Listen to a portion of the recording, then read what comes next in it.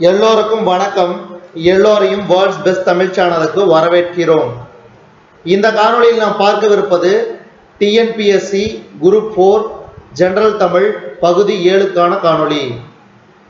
TNPSC group 4 general Tamil பகுதி 7க்கான காணொளி.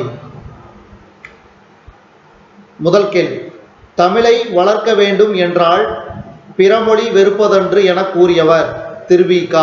அடுத்தது, திருவிகாவிற்கு வாய்ந்த மொழிநடை மலை என தமிழுலகில் ஓங்கி உயர்ந்துள்ளது என்றவர் தோப்போ மீனாட்சி சுந்தரனார்.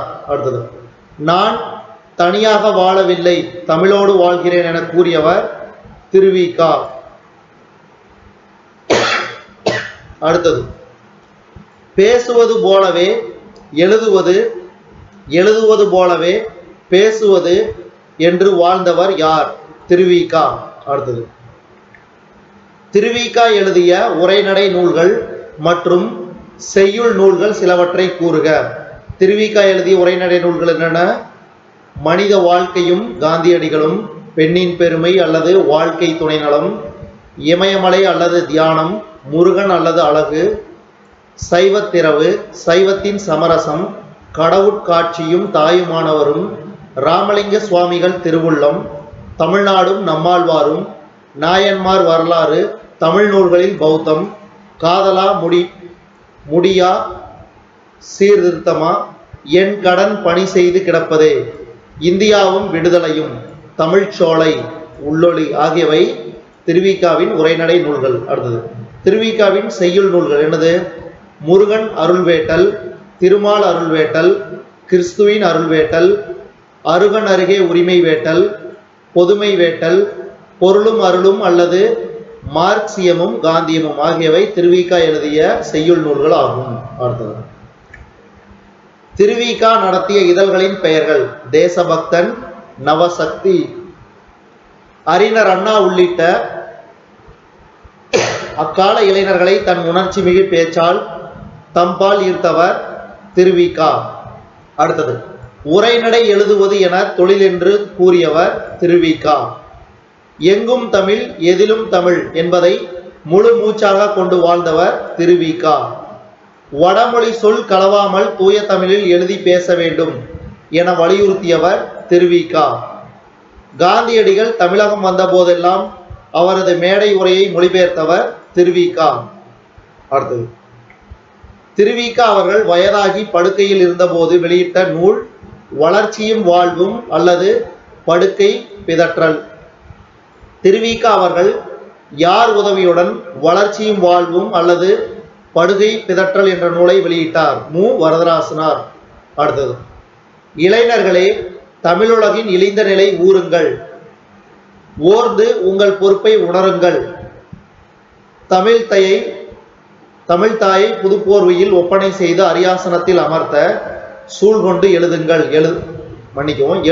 எழுங்கள், பழந்தமிழ் வீரத்துடன் எழுங்கள் என்று இளைஞர்களுக்கு அறைகூவல் விடுத்தவர் திருவிக.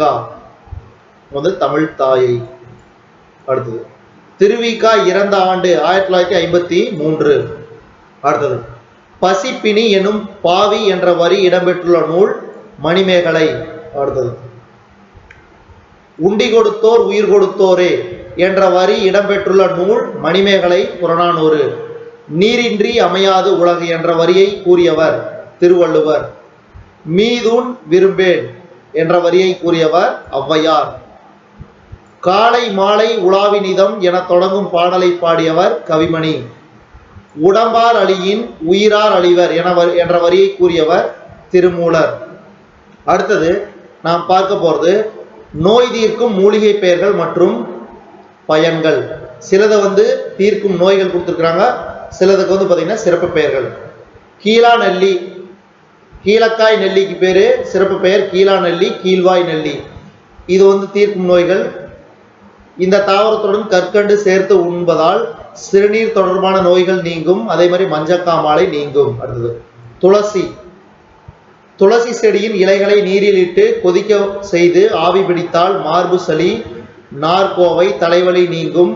துளசி இலைகள் பூசினால் படை நீங்கும். அடுத்தது, தூதுவளை.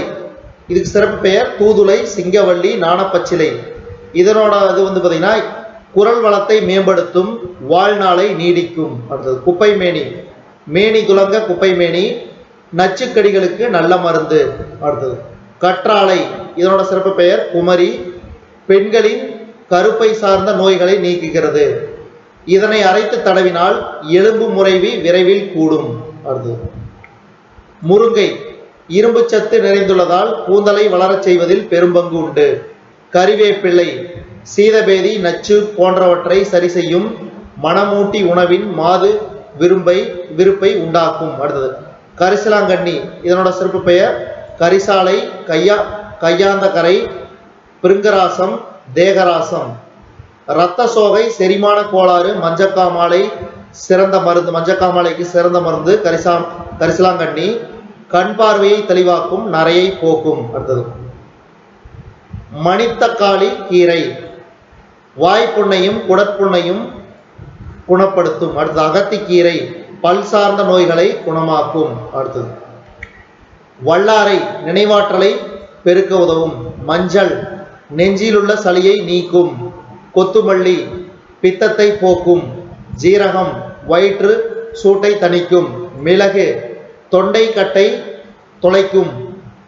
பூண்டு, வலிய கற்றி வயிற்று பொறுமலை நீக்கி பசியை மிகுவிக்கும். பூண்டு. அடுத்து வெங்காயம், குளிர்ச்சி உண்டாக்கி குருதியை தூய்மைப்படுத்தும். பெருங்காயம், வலியை வெளியேற்றும். இஞ்சி, பித்தத்தை ஒடுக்கி காய்ச்சலை கண்டிக்கும். தேங்காய், நீர்க்கோவையை நீக்கும். நல்லெண்ணெய், கண் குளிர்ச்சியும் அறிவு தெளிவும் உண்டாக்கும். நல்லெண்ணெய். அடுத்தது சான்றாண்மை பண்புகளால் நிறைந்து நிற்றல், நல்லவற்றை எல்லாம் கடமையென மேற்கொண்டு வாழ்பவர்கள் யார்? சான்றோர். அடுத்தது எவற்றை சான்றாண்மை தாங்கும் தூண்கள் என கூறப்படுகிறது? அன்பு, நான், ஒப்புரவு, கண்ணோட்டம், வாய்மை. அடுத்தது அன்பு, நான், ஒப்புரவு, கண்ணோட்டம், வாய்மையோடு என்ற குறட்பாவில் பயின்றுவர் மணி ஏகதேச உருவக அணி. சான்றாண்மையை அளந்தறியும் உரைகள், தோல்வியை ஒப்புக்கொள்ளாதே. அடுத்தது பொருள்கோள் மொத்தம் எத்தனை வகைப்படும்? 8 வகைப்படும். அவை பற்றி நாம் இப்ப பார்க்க போறோம். என்னென்ன வகைகள்? பொருள்கோள் வகைகள் வரையறை. ஆற்று நீர் பொருள்கோள், இடையறாது செல்லும் ஆற்று நீரை போல பாடலின் சொற்கள் முன்பின் மாறாது நேரே சென்று பொருள் தருவது ஆற்று நீர் பொருள்கோள் எனப்படும். அடுத்தது மொழி மாற்று பொருள்கோள், ஓரடியில் உள்ள சொற்களை அவை தரும் பொருளுக்கு ஏற்ப மாற்றி கூறுதல் மொழி மாற்று பொருள்கோள். அடுத்தது நிரல் நிறை பொருள்கோள், செய்யுளில் இருக்கின்ற சொற்களை முறை மாறாமல் வரிசையாக அமைத்து பொருள் கொள்வது. அடுத்தது விற்பூட்டு பொருள்கோள் அல்லது பூட்டுவிட் பொருள்கோள், வில்லின் இரு முனைகளும் இணைத்து கட்டுதல் போல செய்யுளின் முதலில் அமைந்த சொல்லும் இறுதியில் அமைந்த சொல்லும் பொருள்பட பொருந்துவது பூட்டுவிட் பொருள்கோள் எனப்படும். அடுத்தது தாப்பிசை பொருள்கோள், ஊஞ்சலின் நடு நின்ற கயிறு முன்னும் பின்னும் சென்று வருதல் போல செய்யுளின் நடுவில் அமைந்திருக்கும் சொல் முதலிலும் இறுதியில் அமைந்திருக்கும் சொற்களுடன் பொருந்தி பொருளை தருவது தாப்பிசை பொருள்கோள். அடுத்தது அலைமறி பாம்பு பொருள்கோள், பாம்பு புற்றில் தலை வைத்து நுழையும் போது தலை மேலாகவும் உடல் அடுத்தும் செல்வது போல செய்யுளின் இறுதியில் நின்று சொற்களை எடுத்து முதலில் வைத்து கூட்டி பொருள் கொள்வது அலைமறி பாம்பு பொருள்கோள். அடுத்தது கொண்டு கூட்டு பொருள்கோள், செய்யுளின் பல அடிகளிலும் கூறப்பட்டுள்ள சொற்களை பொருளுக்கு ஏற்ப கூட்டி பொருள் கொள்வது கொண்டு கூட்டு பொருள்கோள். அடுத்தது அடிமாற்று பொருள்கோள், செய்யுளின் எல்லா அடிகளையும் முன்பின்னாக மாற்றி பொருள் கொண்டாலும் பொருளின் ஓசையும் சிதையாமல் இருப்பது அடிமாற்று பொருள்கோள். அடுத்தது காரியாசான் யாருடைய மாணாக்கர் ஆவார்? மதுரை தமிழாசிரியர் மாக்காயனாரின் மாணவர். அடுத்தது சிறுபஞ்ச மூலம் நூலில் உள்ள பாடல்களின் எண்ணிக்கை 97 வெண்பாக்கள் பிளஸ் கடவுள் வாழ்த்து. அடுத்தது சிறுபஞ்ச மூலத்தின் ஒவ்வொரு பாடலிலும் 5 அறக்கருத்துக்கள் உள்ளன. அடுத்தது பழந்தமிழ் கற்றல் இன்பம் என தொடங்கும் பாடலை பாடியவர் உவமை கவிஞர் சுரதா. சுப்புரத்தினதாசனின் இயற்பெயர் ராசகோபாலன். சுரதா அவர்கள் பிறந்த ஊர் பழையனூர். அடுத்தது சுரதாவின் நூல்கள் தேன்மலை, துறைமுகம், சுவரும் சுண்ணாம்பும் சுரதாவின் கவிதைகள். அடுத்தது சுரதாவின் எந்த நூல் தமிழக வளர்ச்சித்துறையின் பரிசை பெற்றது? தேன்மலை. அடுத்தது சுரதாவிற்கு கலைமாமணி பட்டம் யாரால் வழங்கப்பட்டது? தமிழ் இயல் இசை நாடக மன்றத்தின் மூலம். தமிழக அரசின் பாவேந்தர் விருது பெற்றவர் சுரதா. பழந்தமிழ் கற்றல் இன்பம் என தொடங்கும் பாடல் சுரதாவின் எந்த நூலில் இடம்பெற்றுள்ளது? தேன்மலை.